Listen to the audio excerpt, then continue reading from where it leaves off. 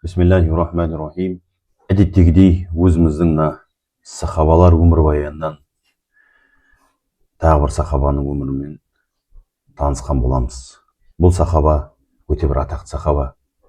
Несімен атақты дейтін болсақ, осы қасиетті дініміздің, исламымыздың іргетасының қалауына себепкер болған және соған қажымас қайрат жұмсап, пайғамбарымыздың қасында болып, көптеген қиыншылықтарды басынан өткізген, сол дін үшін, Алла үшін және оның елшісі пайғамбар үшін осы жолда соңына шейін жүріп өткен бір сахаба. Тіпті пайғамбарымыздың дұғасын алған сахаба. Бұл кісінің аты Туфайл ибн Амр ад-Дауси деген сахаба. Пайғамбарымыздың керемет жасаған бір дұғасы бар, батасы бар осы кісі үшін. Аллахумма жааллаху аятан туайнуха лама янву минал хайр. Алла тағала осы кімді, Туфайлды, әр уақытта бір жақсылыққа мұрындық қылатындай бір деп сондай бір бата берген. Әрдайым тек қана жақсылықтың жаршысы қылған Алла тағала оны. Сол сияқты пайғамбарымыздан бата алған сахаба Туфайл ибн Амр ад-Даусидің өмірі қызық еді. Өзінің Даус деген қауымның басшысы еді. Ислам келместен бұрын. Атақты, абыройлы, сол жерде сөзінің бір салмағы бар. Адам бұл кісінің сөзімен санасатын халқы сондай бір адам еді. Үйінде әрдайым ошағынан қазан түспеген жомарттығы бар еді. Үйі жолдың бойында тұрып, әрдайым есіктері айқара ашық, жолда келе жатырған қонаққа ықыласпен төрден орын тапқызатын еді. Аш болған жандарға азық түлігін беріп, қорыққан жандарға пана болған, ақсыз кеткен жандардың ақысын алып берген бір сондай бір танымал сахаба еді. Бұл адам енді өзінің тағы бір танымал жағы жыршы, жырау, суырып салма ақындық жағы да бар еді. Сөйтіп күндердің бір күнінде қасиетті Меккеге жолға шығады. Сол жақтағы Қабаны барып, соны бір зиярат қылып қайтайын деп, құлшылық ғибадатын орындайын деп, жолға қарай, Меккеге қарай бет алған кезінде, бірақ Меккеде болып жатырған шытырман оқиғаларды естіп жүреді. Ол жерде бір адам келіп өзінің пайғамбарымын деп жария салғанын, соған қарсы жергілікті меккелік құрайыштықтар қабылдамай, сомен жанжалдасып жатырғанда білетін еді. Әрқайсысы жаңағы екі тарап сол жерде пайғамбармын деп айтып жатырған адам Алладан келген уақиларды қасындағы мұсылмандарға жеткізіп жатса, құрайыштық мүшриктер болатын болса, өздерінің көңілдеріне, нәпсілеріне салып, айтқандарына бағынбаған адамдарға қарсы өздерінше бір жан-жақты оңды солды басқа бір қауымдардан күш іздеп жатты. Кедей кепшік болғандарды қорқытып алып, жағдайы төмен, орташа болғандарға сатып алып жатып, өздерінше өздерінің топтарын сондай бір күшке салып жинап жатты. Бірақ олардың шайқасып жатырған шайқасының өзі әу бастан дұрыс емес еді. Өйткені Алланың хақ діні болған исламға қарсы және оның хақ болған пайғамбарына шайқасып жатырғандарын өздері де білмейтін еді. Сөйтіп Туфайл ибн Амр Мекке қаласына келген кезде сол Меккедегі құрайыштық мүшриктердің басшылары бұны қарсы алып алып, көптеген қымбат-қымбат сыйлықтар беріп, сен өзің елінің бір атақты мықты басшысың, осы жаққа келіп жатыр екенсің, бізге де бір қолдау көрсет. Бізде қарап қалмай, уақыты келсе саған да қолдау көрсетеміз деп жатты. Және бұл жерде естіген боларсың, Мұхаммед деген біреу әке мен баланың арасын ажыратып, аға мен інінің арасын ажыратып, ерлі-зайыптылардың арасын ажыратып, біздің ғасырлар бойы ұстанып келген ата дінімізді дұрыс емес етіп санап, біздердің көптеген өзіміздің ұстанымдарымызға қарсы шығып жатыр деді. Не болса да сол кісіден аулақ бол. Сөзі балдай, құлақтан бір бойды алып жатады. Бір сиқыршылығы бар. Соған көптегендер сөзіне құлақ асамыз деп алданып қалып, қазір соның қасында жүр деп өздерінше бір ескертулер жасап жатты. Бұның бәрін мұқият тыңдаған Туфайл, рұқсат болса мен Қағбаға барып қасиетті қара тасты құлшылық ғибадатын жасаймын деп мешітке қарай кетті. Барған кезімде Қағбаның қасында, Қағбаның іргесінде бір адамның құлшылық ғибадат жасап отырғанын көрдім. Жасап жатырған құлшылық ғибадаты мені қатты әсерлендірді. Айтылғандай біздікіне ұқсамайды екен, түрегеліп тұрып жасайды екен, еңкейеді екен, иіліп барып сәжде жасайды екен. Бұлардың бәрі біздің жасап жүрген ғибадаттарымызға мүлдем ұқсамайды. Және де жасау барысында бір нәрсе оқып жатты. Құлағымды мықтылап, мақта тығып барып едім, сөзі естіп құлағымнан кіріп кетпесін деп, бірақ біртіндеп жайлап қасына барып, не айтып жатыр екен деп тыңдап едім. Оқылып жатырған сөздері, айтылып жатырған сөздері мені таңғалдырды. Ішімнен ойлаймын, жақсы нәрсе болса алармын, жаман нәрсе болса тастармын. Менде өзімнің бір ақындығым бар, астарлы мағынаны түсінетін бір ілімім бар деп қасына қарай қалай жақындап қалғанды өзімде байқамадым. Сөздері өте баурап тұр, жүрекке жағымды. Сөйтіп, бұл адамның құлшылық ғибадат жасап бітісімен бұл адамның артынан ердім. Аңдып келе жатып бұл адам үйіне тек кірген кезінде мен де дереу үйіне кірдім. Кіріп барып жаңағы, ей Мұхаммед, расында сенің қауым сен жөнінде не айтып жатырғанын хабарың бар ма деді. Олар сен жөнінде осылай деп айтып жатыр деп жаңағы жоғарыдағы Құрайыштың басшыларына естігенімді кері бұл адамға айтып бердім. Сенің өзің айтқандай пайғамбар болатын болсаң,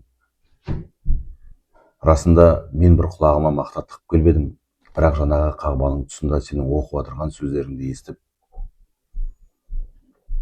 өте құлағыма жағымды болды, соны бір қайта оқып бересің бе, мен тыңдаймын деді. Сол кезде пайғамбарымыз саллаллаху алейхи уассалам Ықылас сүресі мен Фалақ сүресін оқып берген екен. Бұны естіген Туфайл өзінің жыраулығымен, жыршығыздығымен, расында бұл адамның жазылған сөз емес.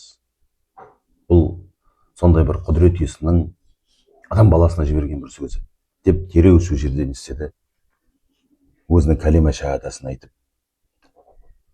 ислам дінін қабыл етті. Көп ұзамай пайғамбарымыздың қасында Меккеде біраз уақыт болып, пайғамбарымыздан тәлім тәрбие алып, пайғамбарымыздың батасын алып, рұқсатын алып, елге барып, қасиетті дінді таратайын. Мен де адамдарды қараңғылықтан нұрға шығарайын деп пайғамбарымыздан үйренгенді барып таратуға өзінің еліне, жеріне аттанды. Барған кезде жаңағы айтқанымыздай пайғамбарымыздан бір бата алды. Алла тағала осы Туфайлды әрбір жақсылыққа бір мұрындық қылсын деп сондай бір батасын алып шықты. Расында көрген адам менің маңдайымнан бір жарқыраған бір аппақ нұрды көрді дейді. Ауылдастарым. Үйге барған кезімде әкем келді, әкеме айттым, әкем менің дінім басқа, сенің дінің басқа деп едім. Әкем айтты, сенің дінің менің дінім балам. Олай болса, қалай сенің дініңе кіреміз деп айтты. Сол кезде барып, киіміңді ауыстырып, дұрыстап тұрып, дәрет суыңды алып кел.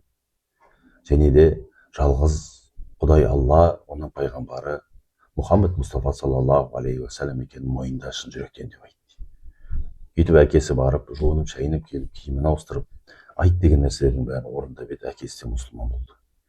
Артынша анасы келді, анасына дәл солай айтты, анасы да дінді қабылдады. Жұбайы келді, жұбайына дәл солай айтты, жұбайы да дінді қабылдады. Сөйтіп қолынан келгенше өз отбасынан бастағаннан кейін ауылдастарына қасиетті дінді жая бастады. Бірақ ауылдастарының ішінен дінді қабылдауға асықпады. Солардың ішінде жаңағы Абу Хурайра бар еді. Пайғамбарымыздың қасында еріп жүріп көптеген хадистерді жеткізген адам. Сөйтіп бұлардың бәріне оңды солды жерлестеріне дінді насихаттап жатты. Сөйтіп күндердің бір күні жерлестермен, қауыммен бірге қайтып Меккеге оралды. Барған кезде пайғамбарымызбен кездесті. Пайғамбарымыз тұрып айтты, ей Туфайл деді. Алланың қасиетті хақ сөзін таратып жатсың ба деді. Сол кезде шынайы түрде айтты. жүректері, ауылдастарымның жүректері кілтенген екен, көздері перделенген екен, қабылдауға тіпті асығып жатырған жоқ. Өйткені айтқанымыздай дауыс тайпасы өздерін бір кінәда белшесінен батқан бір қауым еді. Сол кезде пайғамбарымыздан тағы да бір бата сұрады. Пайғамбарымыз алақанын жайып жіберіп, әй алла тағала, осы дауыс қауымына хидаят бер, дауыс қауымына хидаят бер, дауыс қауымына хидаят бер деп 3 рет айтты. Сол жерде тыңдап отырған Абу Хурайра айтады, мен қатты қорқып кеттім. Аспаннан тас жауып, бәріміз кеш болды ма? Әттең ай ертерек қабылдағанда ғой деп қатты бір уайымға салындық дейді. Сөйтіп қауымымызбен бірге елге жерге қайттық. Артынша пайғамбарымыздың дұғасынан кейін арасында дауыс қауымы көптеп исламға келіп, исламды керемет етіп ұстанып, ислам бойынша ешкімнің ала жібін аттамай, хақ болған дінде өмір сүріп жатты. Артынан пайғамбарымыз Меккеге қоныс аударғаннан кейін осы дауыс қауымнан 80-ге жуық отбасы пайғамбарымыздың қасына Меккеге көшіп келді. Туфайл ибн Амр ад-Дауси пайғамбарымыздың қасында көптеген шайқастарға, майдандарға қатысты. Сөйтіп бір күні рұқсат алып, дауыста бір үлкен пұт бар еді, адамдардың табын жатырған.